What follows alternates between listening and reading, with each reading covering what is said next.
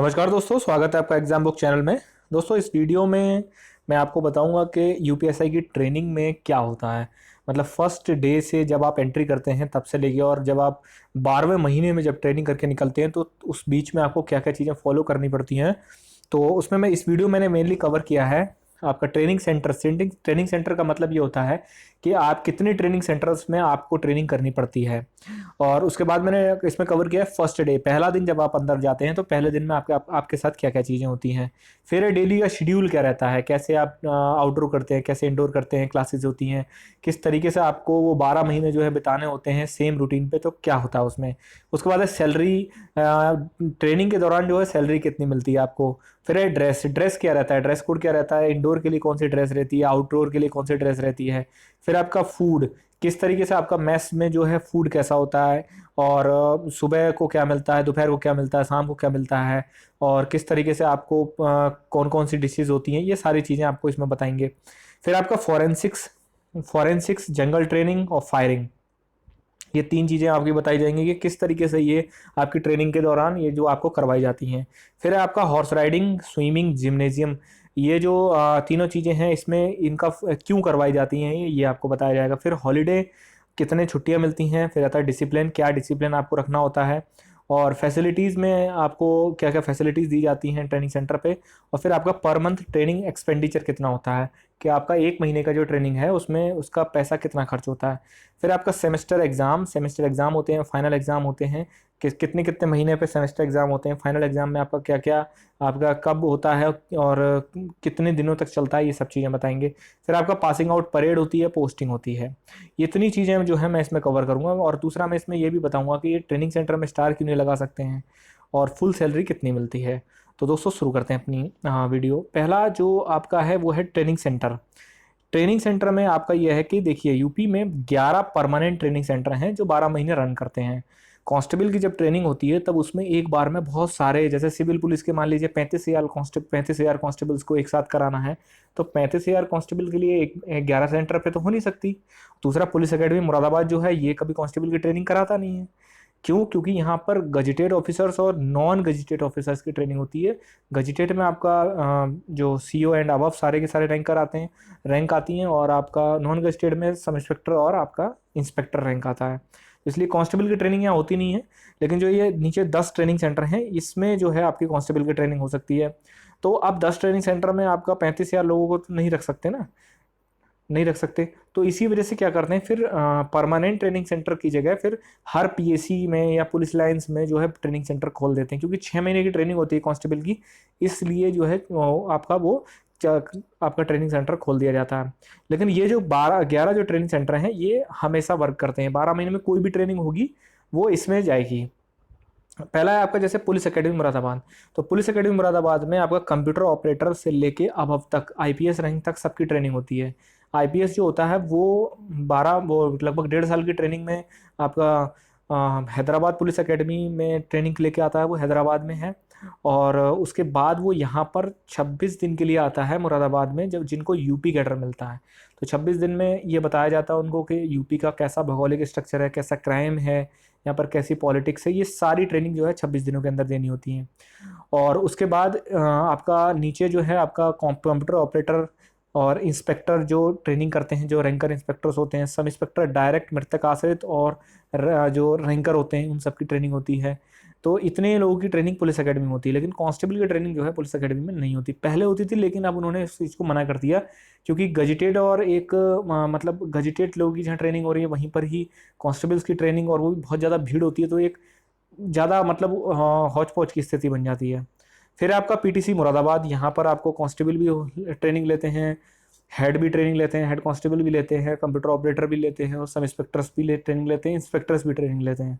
PTS Moradabad, PTC का मतलब होता है पुलिस ट्रेनिंग कॉलेज, पीटीएस का मतलब होता है पुलिस ट्रेनिंग स्कूल, यहाँ पर ट्रेनिंग होती है। पीटीएस मेरठ, यहाँ पर भी ट्रेनिंग होती है। PTS Unnao, PTS Sultanpur, PTS Gorakhpur, PTS Jalaun, PTC Sitapur.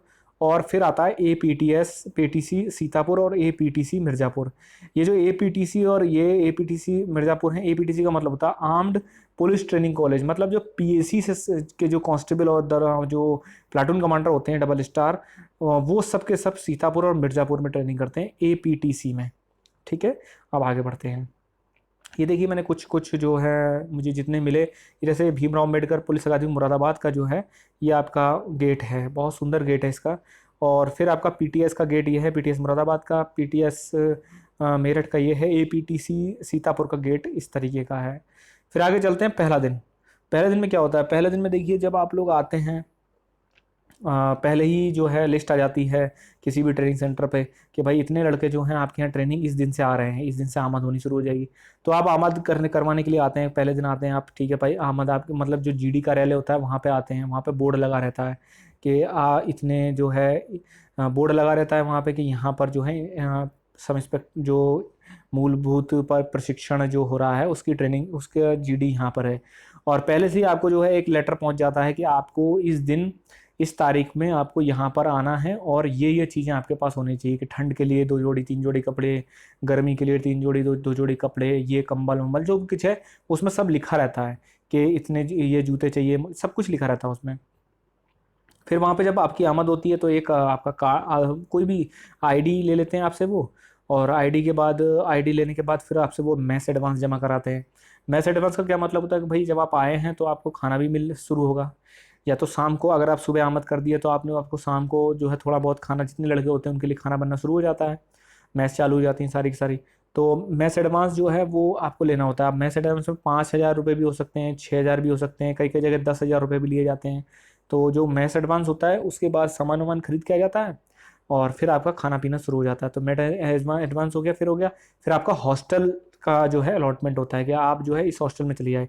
जैसे मैं पुलिस अकेडमी मुरादाबाद के बारे में बता सकता हूँ, वहाँ पर जो है हॉस्टल्स के नाम भी दे रखे हैं, जैसे नर्मदा, ताप्ती, इस तरीके से जो है गंगा, ऐसे करके हॉस्टल्स के नाम दे रखे हैं वहाँ पे। और मुरादाबाद उसमें जो है फिर कई कई जगह जैसे पुलिस एकेडमी मुरादाबाद में जो ट्रेनिंग होती है उसमें हॉस्टल नए जो बनाए गए हैं उसमें 2 बंदों को एक रूम दिया जाता है। लेकिन पुलिस एकेडमी को छोड़ के हर जगह बैरिक सिस्टम है कि एक बैरिक सिस्टम होगा, उसमें 20 लड़के 30 लड़के ऐसे रहते हैं। तो बैरिक सिस्टम है, लेकिन पुलिस एकेडमी मुरादाबाद में बैरिक सिस्टम अब खत्म हो गया है। वहाँ पर नए जो ट्रेनिंग सेंटर बनाए गए हैं वहाँ पे 2 बंदे जो हैं वो एक रूम में शिफ्ट होते हैं, उसमें कुर्सी मेज वगैरह बहुत अच्छी फैसिलिटी जो है दी जाती है। फिर आपका हॉस्टल हो गया। अब हॉस्टल के बाद आपको हॉस्टल में आपको बता दिया जाएगा कि आप इस हॉस्टल में इस रूम नंबर को आपको अलॉटमेंट कर दिया गया है। फिर आपका टोली नंबर, फिर आपको टोली नंबर अलॉटमेंट होता है कि आप जैसे मान लीजिए 150 लड़कों ने आमद करा ली तो 30-30 की टोली बना दी जाएगी कि भाई ये 30-30 की जो है टोली अलग अलग लड़कों की टोली होगी और उसमें से 30 लड़कों में से किसी एक को टोली इंचार्ज बना दिया जाएगा। वो टोली इंचार्ज का काम ये होता है कि टोली को लाना ले जाना 12 महीने तक उसी का काम होगा। टोली इंचार्ज बदलते भी रहते हैं, लेकिन काम उसी का यही होता है कि ग्राउंड तक लाना, ग्राउंड से ले जाना और वहाँ हॉस्टल तक ले जाना सब कुछ। और बाकायदा आपको एक ऐसा नहीं कि भीड़ की तरह ग्राउंड से निकल गए सबके सब, नहीं, एक प्रॉपर आपको पोस्चर होते हुए ही ले जाना है कि किस तरीके से आपको ले जाना है, वो सब आपको ट्रेनिंग में बताया जाता है। फिर टोली नंबर आपको अलॉटमेंट हो जाएगी। फिर टोली नंबर के बाद फिर आपको चेस्ट नंबर अलॉट होता है। तो ये जो टोली नंबर चेस्ट नंबर होता है इसी से ही आपको ट्रेनिंग के दौरान जाना जाता है। आपका नाम उतना महत्वपूर्ण नहीं है, आपके रिजल्ट जब भी बनेगा तब टोली नंबर और चेस्ट नंबर से बनेगा, जब आपका अनाउंसमेंट होगा तब टोली नंबर चेस्ट नंबर से होगा। तो जैसे टोली ऐसे बोला जाता है कि टोली नंबर सर चेस्ट नंबर 35 टोली नंबर 2, ऐसे करके वो बोला जाता है। कौन, राजेश सिंह या कोई भी नाम हो वैसे बोला जाता है। तो ये 2 चीज़ जितना जो है आपका पहले दिन आपका हो जाता है। और फिर उसके बाद मैं आगे आगे आपको बताता हूँ। फिर डेली का शेड्यूल क्या होता है? डेली के शेड्यूल में होता है कि लगभग आपको मॉर्निंग में 5 बजे करीब आपको जो है तैयार होना शुरू होना पड़ेगा। तैयार होना है गर्मियों में तो 5:30 बजे तक आपको ग्राउंड तक पहुंचना पड़ेगा, 5 5:30 तक आपको ग्राउंड तक पहुंचना पड़ता है। और तो इसलिए आपको जल्दी उठना पड़ेगा। और जब आप पहुंच जाते हैं तो फिर आपकी हल्की फुल्की फिजिकल ट्रेनिंग होती है। हल्की फुल्की इन द सेंस जैसे आपको ग्राउंड के चक्कर कटवाए जाएंगे, ठीक है, ग्राउंड के चक्कर कटवाए जाएंगे, पीटी परेड वो सब कुछ कराया जाता है सुबह, ठीक। और कुछ कुछ जगह ऐसा भी होता है कि जैसे मान लीजिए 10 टोली हैं तो 10 टोली में से 5 टोली का सुबह पीटी होगी और 5 टोली की जो है परेड होगी। परेड में जैसे वर्दी पहन के जाते हैं, फिर वो राइफल के साथ परेड कराई जाती है, जैसे पासिंग आउट में आपने देखी होगी। तो 5 टोलियाँ आपकी पीटी करेंगी और 5 टोलियाँ आपकी जो है परेड करेंगी, ऐसे होता है। और जो 5 टोलियाँ सुबह पीटी करेंगी वो शाम को जो इवनिंग क्लास जो आउटडोर क्लास होती है 4 बजे से, तो वो शाम को जो है आपका परेड करती हैं और जो जिन्होंने सुबह परेड करी वो पीटी करते हैं, ऐसे करके चलता है।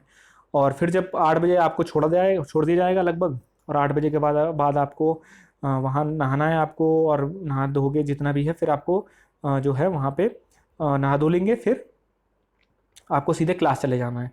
अब क्लास में जैसे नून में क्या होता है, 9:30 बजे से आपको 9:30 बजे पहुंच जाएंगे, लगभग 10 बजे से क्लास शुरू हो जाती है। 10 बजे से क्लास शुरू होगी और 2 बजे तक आपकी क्लास शुरू होगी, इंडोर क्लास। फिर आपको वापस भेज दिया जाएगा कि आप अपने रूम पे जाइए, रेस्ट करिए जाके। फिर इवनिंग में यही होता है, इवनिंग में क्या होता है, 4 बजे के करीब आपको फॉल इन करना पड़ेगा, ग्राउंड पहुंचना पड़ेगा। उसके बाद आउटडोर क्लास आपकी लगेगी, जैसा मैंने आपको बताया। फिर जो है हम बात करते हैं सैलरी कितनी मिलती है। देखिए यूपी पुलिस का जो सब इंस्पेक्टर होता है उसको फुल सैलरी नहीं दी जाती, उसको 3500 रुपये का मंथली स्टाइपेंड दिया जाता है बस। इसके अलावा उसको कुछ भी नहीं दिया जाता, वो भी 2-2 3-3 महीने तक जो है वो इकट्ठा ही दिया जाता है, डेली महीने पे नहीं आ पाएगा आपका। तो कुल मिला के ये है कि आपको सैलरी नहीं मिलती है इसमें, 1 साल तक आपको सैलरी नहीं मिलती है। और मैं ये भी बताना चाहता हूँ कि ऐसा भी मत समझना कि 1 साल की ट्रेनिंग के बाद आपको इकट्ठी दी जाएगी 1 साल की, ऐसा नहीं है। ट्रेनिंग में यूपी सिर्फ उत्तर प्रदेश सब इंस्पेक्टर के साथ ये है, कांस्टेबल को पूरी ट्रेनिंग मिलती है, पूरी सैलरी मिलती है आपको, कांस्टेबल को मिलती है। फिर जो डायरेक्ट पोस्टेज हैं, जैसे कांस्टेबल के बाद सीधा सब इंस्पेक्टर होता है, सब इंस्पेक्टर को स्टाइपेंड मिलता है, सीओ को पूरी सैलरी मिलती है जो डीएसपी होता है। तो 3500 रुपये का आपका स्टाइपेंड मिलता है, इसके बाद आपको कुछ भी नहीं दिया जाता है, पूरी पूरी पूरी ट्रेनिंग का खर्चा जो है आपको खुद उठाना पड़ता है। ठीक, तो इतना रुपया आपको मिल जाएगा, वो भी 2 या 3 महीने के गैप पे मिलता है, तो आपको सारा पैसा जो है घर से ही मंगाना पड़ता है। तो सैलरी का आपका ये चीज़ हो गई। फिर आगे बढ़ते हैं ड्रेस क्या होती है। देखिए आउटडोर और इंडोर दो तरीके की ड्रेस होती है। आउटडोर में क्या होता है, जैसे वाइट टी शर्ट और लोअर होते हैं, तो आपको 2 सेट रखने पड़ेंगे, क्योंकि सुबह आप अगर जाओगे तो वो गंदा हो जाएगा, इसलिए शाम को भी आपको चाहिए, है ना। तो इसे वो आपको चाहिए ही चाहिए, 2 या 3 सेट लोग लड़के ज़्यादातर रखते हैं।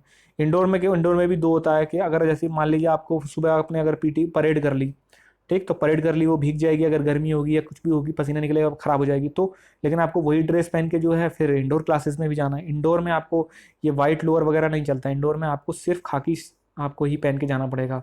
उसके बाद हाँ, आप स्टार नहीं लगा सकते। स्टार नहीं लगाते, उसका मैं रीज़न बताता हूँ। स्टार इसलिए नहीं लगाते हैं क्योंकि जब तक Uttar Pradesh sub inspector UPSI जो होता है वो पासिंग आउट करके किसी जगह उसकी पोस्टिंग नहीं होती, तब तक वो आपका स्टार नहीं लगाता है। वैसे पासिंग आउट में स्टार लगाने की अनुमति होती है, पासिंग आउट में लगा लेते हैं, लेकिन पूरी की पूरी ट्रेनिंग में आपको एक 3 फीट येलो कलर के होते हैं, वो ही लगाने होते हैं आपको। 3 फीट होते हैं येलो कलर के, ऐसे करके येलो कलर होता है उनमें, तो वो आपको पूरी ट्रेनिंग में लगा के आपको जो है चलने पड़ेंगे। तो आपकी ये 2 खाकी से हो गई, और आपके ये हो गए रेड कलर के आपके हल्के जूते होते हैं, और सिटी डोरी वगैरह जो भी है, कलर लगाना, कलर मतलब जो उत्तर प्रदेश पुलिस का जो मोनोग्राम है उसको कलर बोला जाता है। आप दुकान पे जाएंगे तो उससे कहीं कलर दे दो तो वो यही देगा आपको, कलर वगैरह लगाना पड़ता है। मतलब कुल मिला के स्टार के अलावा आपको जो ड्रेस नॉर्मल होती है, और हाँ पी कैप आपको लगाने की अनुमति जो होती है वो ट्रेनिंग में ही होती है। आप या फिर 26 जनवरी या 15 अगस्त को ऐसे लगा सकते हैं, आप नॉर्मल ट्रेनिंग रूटीन में जो है पी कैप नहीं लगा सकते। आप वो जो गोल टोपी होती है उसी को लगा के आप अपनी ट्रेनिंग करेंगे। टोपी आपको हर समय आपकी इंडोर क्लासेस में हर समय आपके सर पे होनी चाहिए टोपी। विदाउट टोपी जो है वो डिसिप्लिन का उल्लंघन माना जाता है।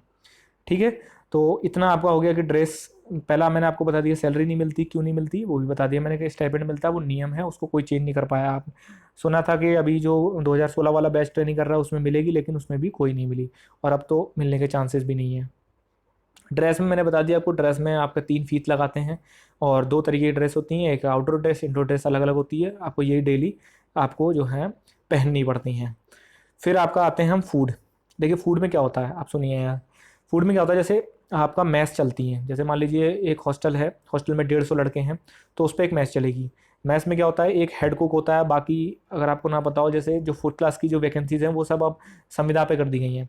तो हेड कुक जो होता है वो तो होता है आपका जो परमानेंट होता है, वहाँ पे जो सरकारी नौकरी जिसको मिली होती है वो हेड कुक होता है, जो परमानेंट होता है।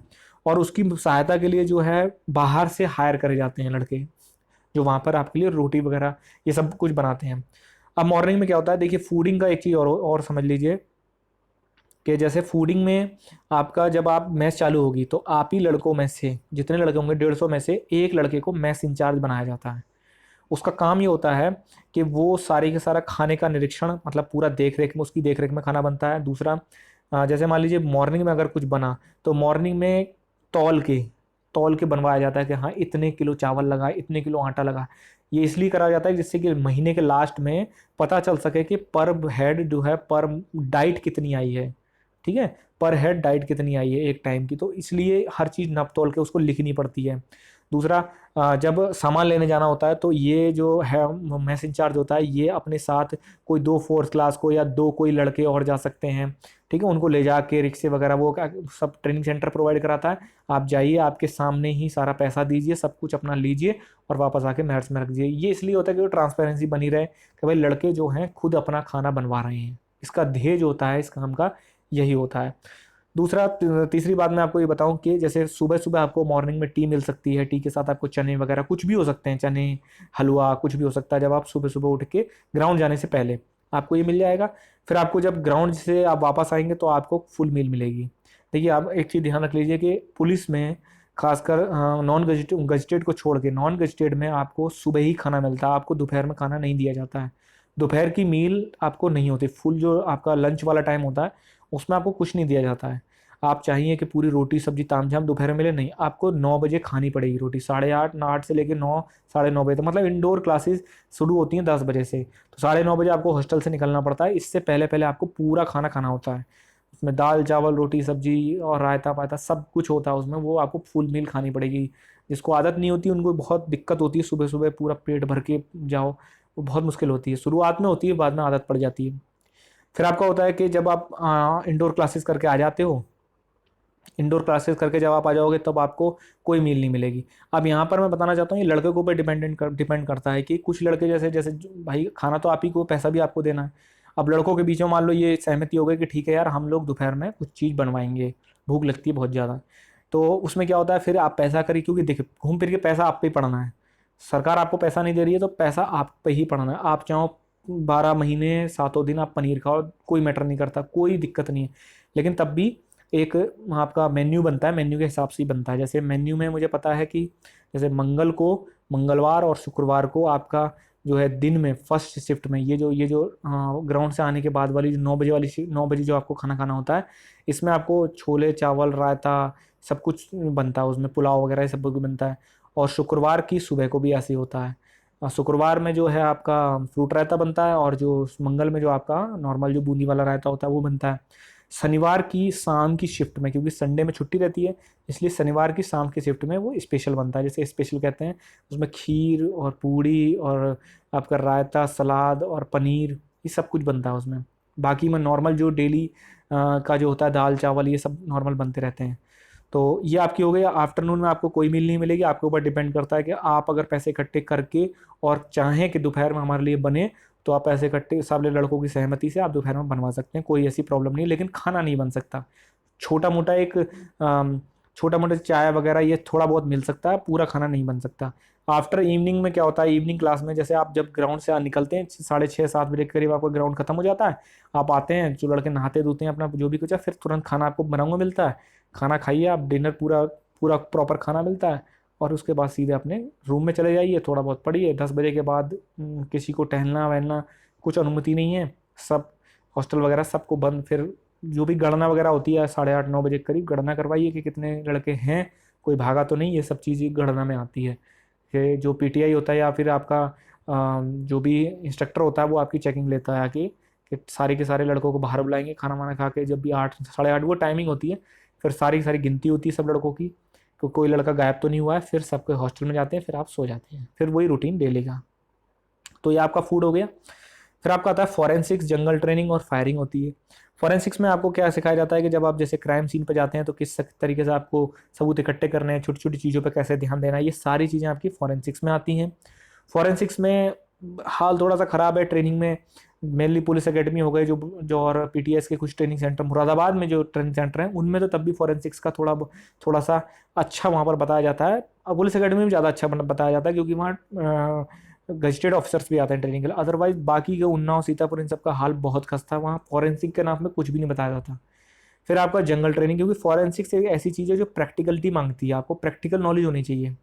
जंगल ट्रेनिंग में आपको इस तरीके से, मतलब एक छोटा मोटा आसपास देख लेते हैं 10-20 किलोमीटर में कोई खेत टाइप के जंगल टाइप के थोड़ा से होते हैं, उसमें आपको ले जाते हैं, वहाँ पर आपको थोड़ी प्रैक्टिस कराते हैं कि अगर आपको जैसे मान लीजिए ऐसी सिचुएशन आ जाए कि आपको ऐसी सिचुएशन में किसी से, जैसे पहले ज़माने में क्या होता था डकैत वगैरह होते थे, इस वजह से जंगल ट्रेनिंग का एक कंसेप्ट रखा गया था।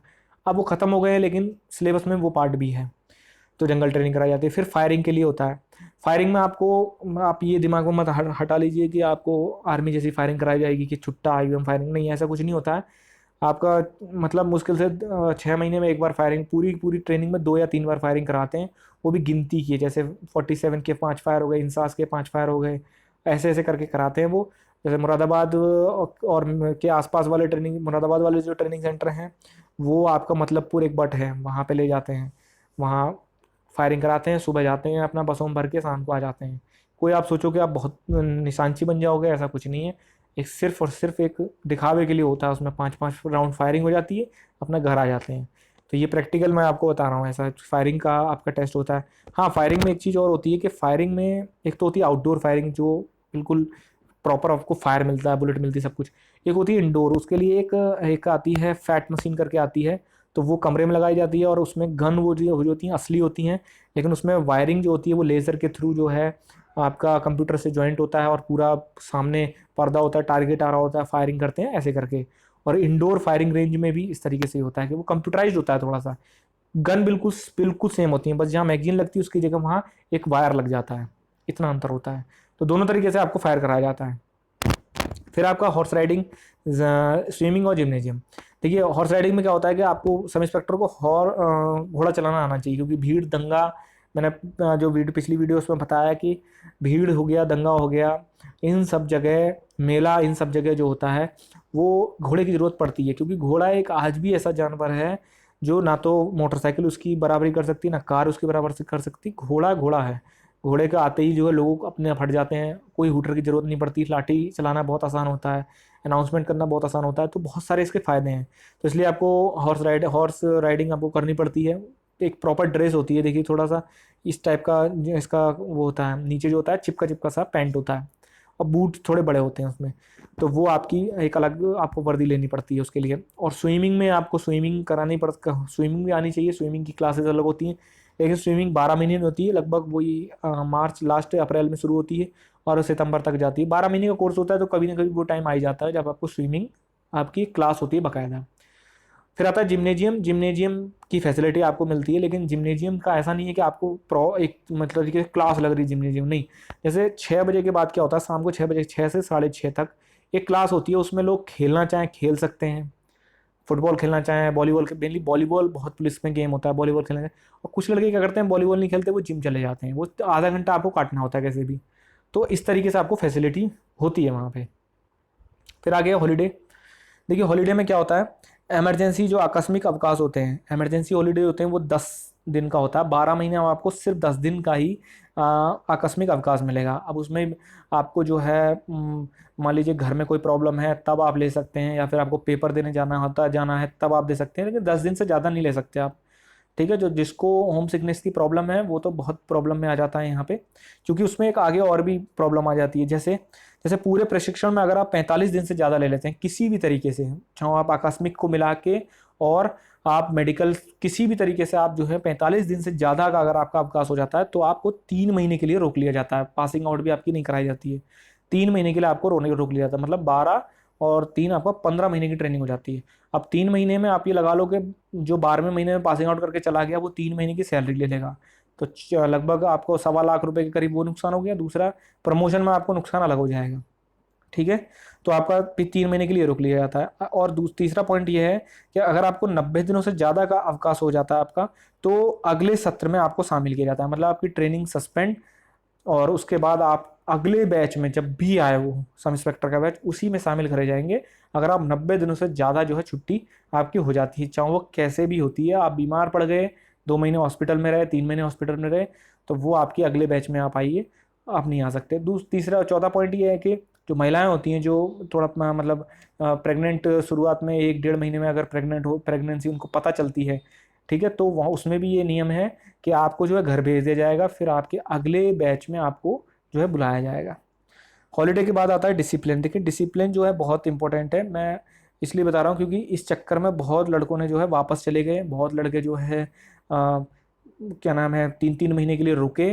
ये डिसिप्लिन में आता है। डिसिप्लिन में जैसे मैंने आपको बताया कि कैप आपको पहनना पड़ेगा, दूसरा आप भेड़ बकरी की तरह चल नहीं सकते वहाँ पे, जो भी आपसे सीनियर निकलेगा उसको सैल्यूट करना पड़ेगा।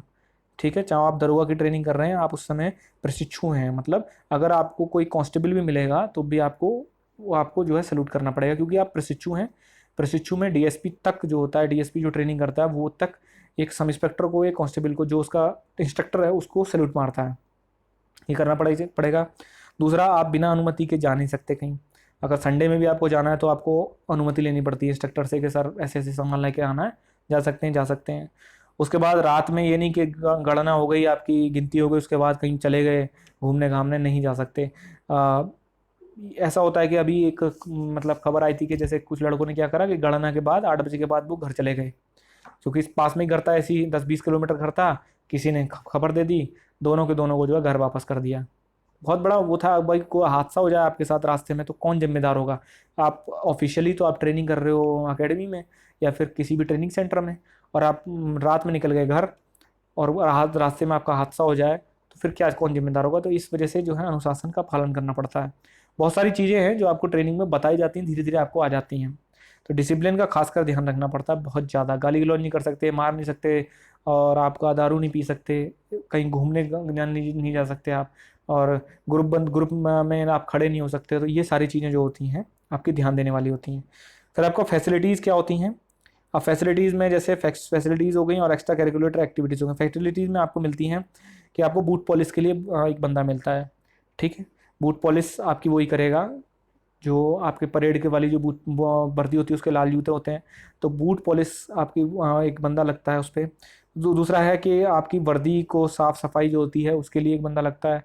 हाँ, अपने दिमाग से ये निकाल देना कि फ्री में होता है, ये सब पैसा आपको ही देना पड़ता है मंथ में लास्ट में। फिर आपको गीज़र मिलता है, भाई गर्मी वगैरह में है, गीज़र मिलता है, ठीक है। गीज़र, मैं पुलिस एकेडमी की बात बता रहा हूँ। पुलिस एकेडमी और जो पीटीएस वगैरह मुरादाबाद के ट्रेनिंग सेंटर में बहुत अच्छी फैसिलिटीज़ हैं। बाकी के ट्रेनिंग सेंटर में जो मुझे खबर मिलती है उस हिसाब से तो वहाँ ज़्यादा फैसिलिटीज़ नहीं दी जाती हैं। उसके बाद है कि डिबेट, एक्स्ट्रा करिकुलर एक्टिविटीज़ में ये है कि डिबेट कंपटीशन हो गया 15 अगस्त 26 जनवरी को, उसमें होता है। अब जो मैं ये चीज़ बता रहा था, डिबेट कंपटीशन हो गया, मैथ्स इंचार्ज हो गया, टूल इंचार्ज जो मैंने पीछे बताया, इन सब के आपको लास्ट में नंबर मिलते हैं, ठीक है ना, 5 नंबर 10 नंबर मिलते हैं, तो उससे आपकी जो मेरिट होती है वो बहुत ऊपर भागती है। फिर आपको ड्राइविंग सिखाई जाती है, कार ड्राइविंग जो है वो आपको सिखाई जाती है, मोटरसाइकिल राइडिंग सिखाई जाती है। वैसे तो आजकल सभी को मोटरसाइकिल आती है, गाड़ी नहीं आती, फोर व्हीलर नहीं आती, लेकिन फोर व्हीलर तब भी आपको सिखाई जाती है। इतना आपका जो होता है। स्विमिंग, स्विमिंग आपको सिखाया जाता है। फिर जिम्नेजियम में आप एक्स्ट्रा करिकुलर एक्स्ट्रा वो सॉरी जिम्नेजियम आप फैसिलिटीज़ में मान सकते हैं कि जिम्नेजियम के आपको वहाँ पे फैसिलिटी होती है। आगे चलते हैं। पर मंथ ट्रेनिंग एक्सपेंडिचर कितना आ जाता है? देखिए, जैसे मैथ्स का मिला के लगभग लमसम 4,000 रुपये मैथ्स का जाता है। फिर बूट पॉलिश, क्लॉथिंग, ये सब होता है। जैसे जो लोग अपने पर्सनल कपड़े भी धुलाना चाहते हैं तो वो भी धुला सकते हैं, लेकिन उसका पैसा अलग जाता है, वो पर कपड़े के हिसाब से होता है। प्रेस हो गया, कपड़ा धुलना हो गया, दूसरा बूट पॉलिश, और ये सब मिला के टोटल खर्चा लगभग आपका 10,000 रुपये के करीब आपका मंथली एक्सपेंडिचर आ जाता है, जो कि आपको 3500 रुपये गवर्नमेंट देती है, और लगभग 6,500 रुपये आप घर से बुलाइए। 3500 रुपये में मंथली नहीं मिलते ना, तो आपको घर से लगभग 10-12 हज़ार रुपये मंगाने ही पड़ेंगे। और फिर जब ज़्यादा हार्ड ट्रेनिंग शुरू होती है, जैसे 2-3 महीने तक, उसके बाद ज़्यादा हार्ड ट्रेनिंग, चक्कर ज़्यादा बढ़वाए जाते हैं, राइफल के साथ सब दौड़वाया जाता है, तो उसमें फिर लड़के बाहर से जूस वगैरह ये भी पीने होते हैं, वो सब आप ही के ऊपर एक्सपेंडिचर आता है। और फिर आता है आपका सेमेस्टर एग्जाम होते हैं। देखिए, 6 महीने बाद आपका एक सेमेस्टर एग्जाम होता है। फाइनल एग्जाम आपका 12 महीने के बाद होता है। जो सेमेस्टर एग्जाम होता है उसके नंबर फाइनल में जुड़ते हैं, और फाइनल एग्जाम होता है उसके नंबर दोनों को जोड़ के, फिर आपका आउटडोर का जोड़ के, जो पीटी परेड ये सब का जोड़ के इंटरव्यू होता है, कोई सीनियर ऑफिसर होता है उसके सामने इंटरव्यू को जोड़ के तब फाइनल मेरिट बनती है, ठीक है ना। तो 6 महीने बाद एग्जाम होते हैं, फिर फाइनल टर्म के 12 महीने के बाद एग्जाम होते हैं, और जो फाइनल मेरिट होती है वो दोनों को मिला के, इंडोर आउटडोर और इंटरव्यू के सबको मिला के बनती है। अब यहाँ पर गलती क्या करते हैं लड़के? गलती ये करते हैं कि ट्रेनिंग को बहुत मजाक में ले लेते हैं, सोचते हैं पास होके चले जाएं। नहीं, पास होके नहीं, जो जो बैट जिनको जो अच्छे नंबर होते हैं, जिनके बहुत बढ़िया नंबर होते हैं, जो लाइन तोड़ते हैं, लाइन तोड़ने का मतलब होता है फर्स्ट सेकंड थर्ड प्राइज के लिए उनका अनाउंसमेंट होता है, तो लाइन तोड़ के फिर वो जाते हैं। तो उनका क्या होता है, उनका 7 साल बाद, जब मैंने अपनी यूपीएसआई की एक वीडियो बताया, यूपीएसआई सैलरी प्रमोशन वाली है, उसमें मैंने बताया कि जब आपको 7 साल बाद इंस्पेक्टर का नंबर आता है तो मेरिट बनती है। जितने भी ट्रेनिंग सेंटर होते हैं सबके लड़कों की मेरिट बनती है कि ट्रेनिंग में किस किस ने कितने कितने नंबर लिए, उनके हिसाब से मेरिट बनती है। तो इंस्पेक्टर के लिए आपको पता है कि जगह इतनी होती नहीं है, 100 इंस्पेक्टर 50 इंस्पेक्टर की ऐसी ट्रेनिंग होती है, साल 1.5 साल बाद ऐसे होती रहती है। तो वहाँ पर क्या होता है, वहाँ पर आपको फिर कमी खलेगी कि अब मान लीजिए 2,000 लड़कों की ट्रेनिंग हुई, और 2000 में से आप आ रहे हैं मान लीजिए 500वें नंबर पे आ रहे हैं, ठीक है। तो 500वें नंबर पे आ रहे हैं और एक बंदा आप ही के साथ ट्रेनिंग करा हुआ, आप ही के साथ सारा के सारा 12 महीने की ट्रेनिंग करी और वो टॉप 10 में आ रहा, तो वो इंस्पेक्टर बन जाएगा और आप उसके जूनियर बन के रहोगे। वो 3 स्टार लगाएगा, एसएचओ बनेगा, और हो सकता है आप उसी के थाने में जो है सब इंस्पेक्टर बन के उसी को सैल्यूट मारें। ऐसा भी होता है। तो इसीलिए ट्रेनिंग बहुत संभाल के करनी चाहिए, ध्यान से अच्छे से। पढ़ाई पढ़ते नहीं है लड़के बिल्कुल भी। मैं प्रैक्टिकल चीज़ आपको बता रहा हूँ ग्राउंड की। उसके बाद आपका पासिंग आउट होती है, उसके बाद पोस्टिंग हो जाती है। अब क्या होता है कि जैसे 12 महीने का एग्जाम होता है, तो 12 महीने के एग्जाम में लास्ट महीने में आपको पीटी परेड सब माफ हो जाती है, आप पढ़िए। आपको पढ़ने की अनुमति होती है कि आप पढ़िए, सब कुछ आपको ग्राउंड व्राउंड सब बंद हो जाता है। आप पढ़िए वहाँ पर, खाना खाइए आराम से बढ़िया तरीके से और पढ़िए। तो 12 जब एग्जाम शुरू होते हैं तो लगभग 15 दिन तक आपके इंडोर एग्जाम होते हैं। उसमें आईपीसी, सीआरपीसी, एविडेंस सबके सबके पेपर होते हैं उसमें, जितने एक्ट वगैरह लॉ हैं सब उसमें पेपर होते हैं उसके। और उसके बाद क्या होता है, इंडोर के बाद आपका फिर आउटडोर आता है, पीटी परेड ये सब आपको कर करके दिखानी होती है। तो वहाँ पे इंस्ट्रक्टर आपको नंबर देता है, फिर इंटरव्यू आता है। और जब आपकी जैसे पासिंग आउट परेड होने वाली होती है, उससे एक दिन पहले आपकी रात तक जो है स्थापना से आपका जो है पोस्टिंग आ जाती है कि आपको इस जगह आपकी पोस्टिंग हो गई है। तो वहाँ पे तो फिर कुछ नहीं है, फिर आपको वहाँ पुलिस लाइन में जाके आपको वहाँ पे आमद करानी होती है। हाँ, एक क्वेश्चन और लोग मुझसे जो है पूछेंगे, उससे पहले मैं जवाब देता हूँ कि नहीं, आपको बिल्कुल भी अनुमति नहीं मिलेगी कि आप ट्रेनिंग के बाद जो है घर जाएं। आपको वहीं से ही, जब आपकी पासिंग आउट हो जाएगी, फिर उसके बाद आपका काम होगा नो ड्यूज़ लेना, सारे डिपार्टमेंट्स में जाके पूरे ट्रेनिंग सेंटर में हर जगह, लाइब्रेरी वाइब्रेरी सब जगह जाकर नो ड्यूज़ लेने पड़ेंगे। नो ड्यूज़ के बाद आपको रवानगी लेटर मिल जाएगा, और रवानगी लेटर के बाद आपको 24 घंटे के अंदर जहाँ पर आपकी पोस्टिंग होगी वहाँ आपको पहुँचना पड़ेगा। आप चाहोगे मैं घर रहूँ 2-3 दिन तक बिल्कुल बढ़िया तरीके से स्टार दिखाऊँ अपने आसपास, ऐसा कुछ भी नहीं होगा। आपको सीधे जो है वहीं पर ही आपको आमद करवानी पड़ेगी 24 आवर्स में। तो आपका ये चीज़ जो है आपकी पूरी होती है।